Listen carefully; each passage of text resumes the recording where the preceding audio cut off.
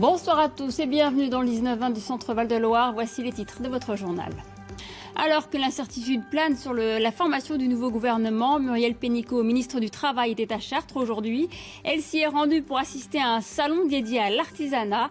Certains artisans ont alerté la ministre sur la nécessité de préserver les savoir-faire.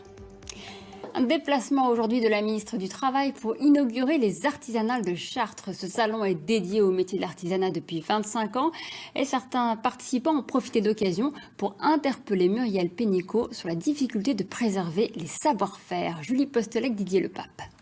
Il y a une petite puce qui est dans le béton. Qui est dans le béton. Alors on va faire une petite démo. Dernières avancées dans le bâtiment, présentation des métiers d'arts et de bouche. La ministre du Travail avait de quoi faire au milieu des 500 exposants des artisanales de Chartres. Allez, à la une, à la deux, à la trois, bravo!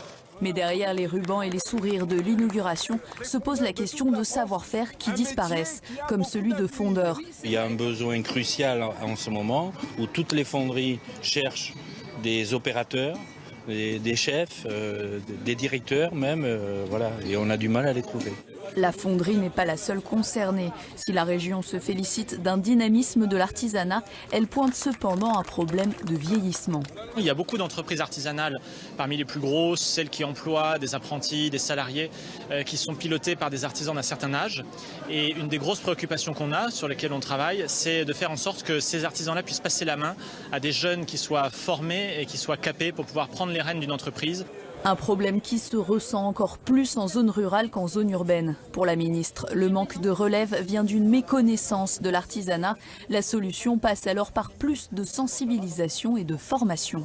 C'est pour cela qu'avec mon collègue Jean-Michel Blanquer, dans la loi, nous avons prévu que les régions, avec les professionnels, avec tous les collèges et tous les lycées, vont permettre qu'il y ait 54 heures par an pour chaque élève de la 4e à la 1re pour découvrir les métiers. Parce que souvent on ne connaît que les métiers de ses parents ou de ses voisins.